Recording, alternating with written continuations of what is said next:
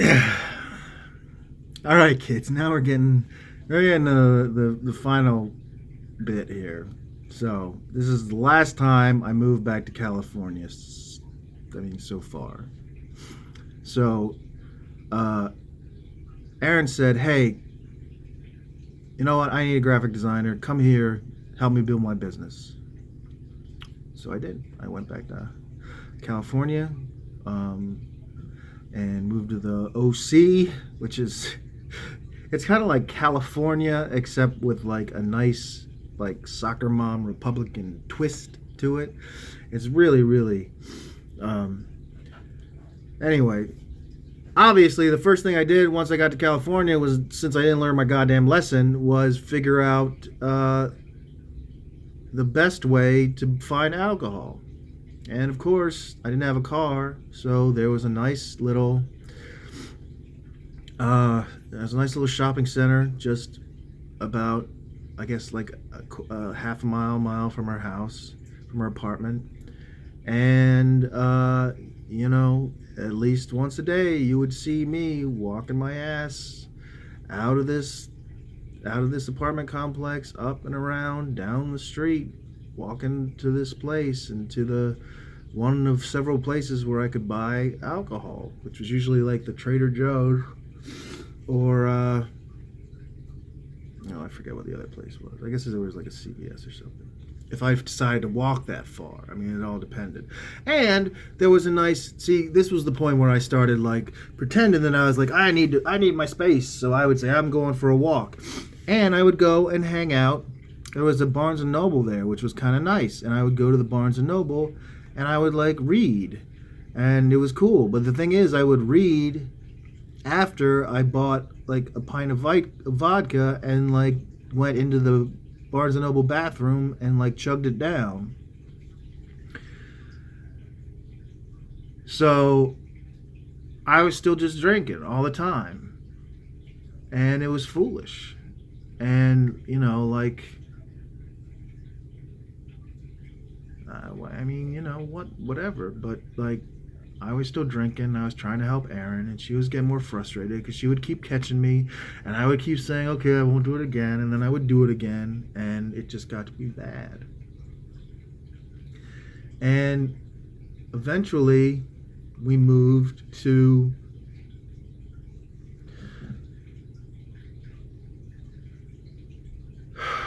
eventually we moved to LA, which is where I am now, to this place. And this place is great, but you know, I was still drinking a lot. And I started to really try to stop drinking. And here's the point where I'm going to tell you how I quit drinking. And you're not going to like it because it's not a good fucking way to stop drinking. But here's how I actually did it.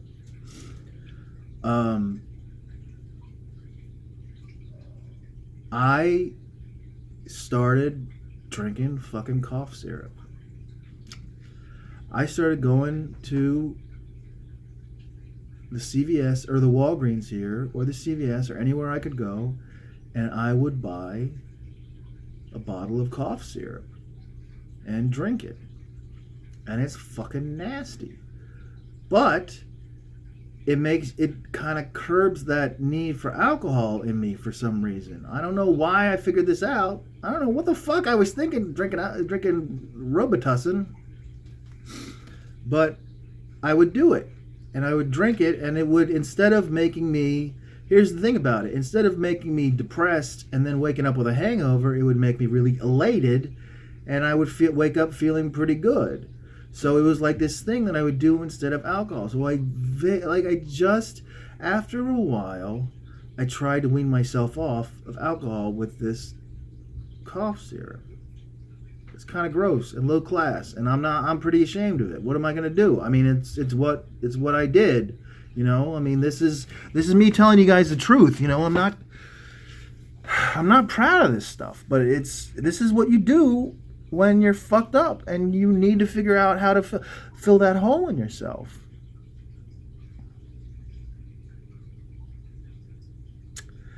So, but even though I wasn't drinking as much, I was still drinking sometimes.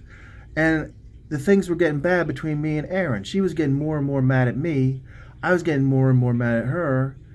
I was still going on OK Cupid all the time. I didn't know what the relationship we were having was. We were trying to like she. I don't know what she thought we were doing. I don't know what I thought we were doing. But I didn't want. I knew we couldn't be in a relationship. But I started I started like trying to reach out to other people. So I met some like good friends, and I still have these friends. So I would go and I met some friends here, and I like go to karaoke stuff and do that once a week, and it was like fun, and like for a while it kind of worked. But I was getting more and more frustrated being stuck here, and that's what the whole deal has been.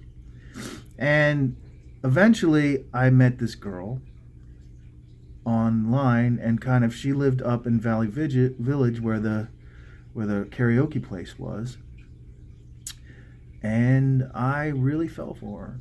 And I got angry because it was all getting messed up because I was not with Erin. I did not want to be with Erin in that way.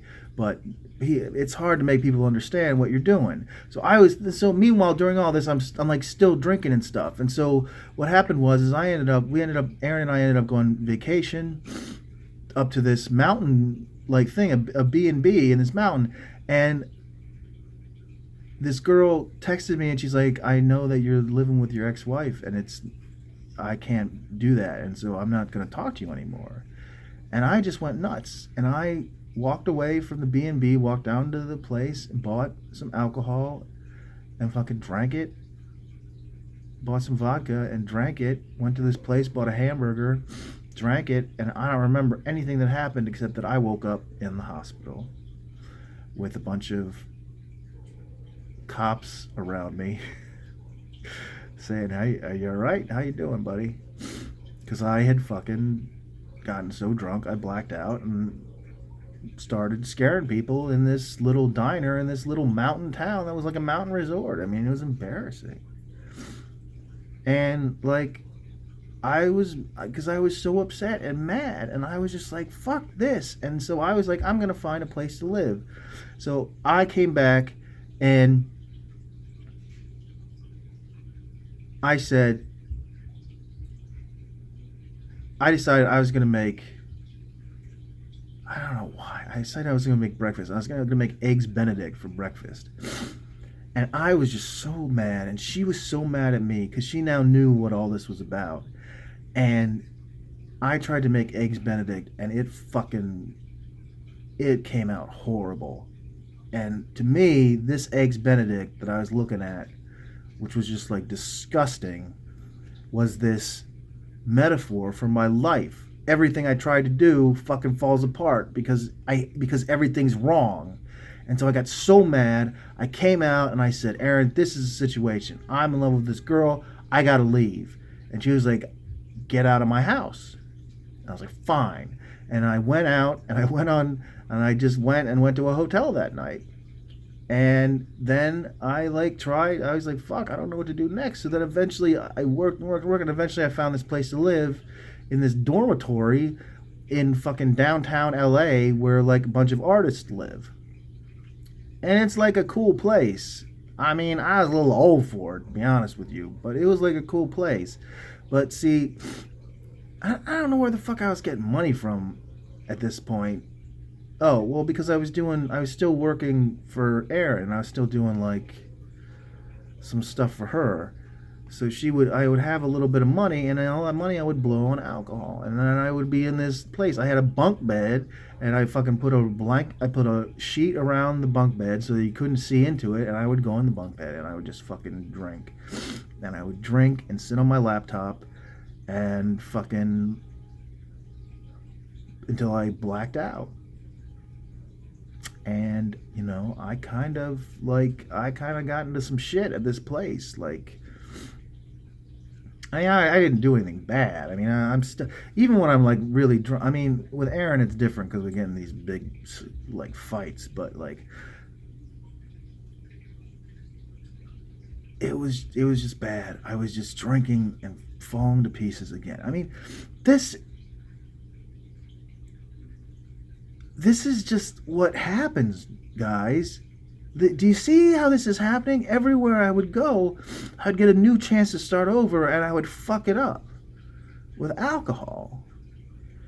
And then on top of this, I had this like fucking like I was drinking fucking cough syrup on top of this sometimes too, and it was just this mess. I was disgusting. I was a disgusting human being, and hated myself. And I just wanted to die. I just wanted to die. I knew that I was gonna like pass out in this place one time and never wake up. But somehow my fucking body just keeps bouncing back from this shit. And I went through the DTs like 5 or 6 times at this place, fucking chills and fucking shaking and all this stuff, because I would just drink and pass out and then wake up and drink and pass out until I couldn't do it anymore, until I physically couldn't put anything else in my body, until I would like take a shot of vodka and then puke it out. Like that's just what was happening. And that's where you go. That's where you end up with addiction. And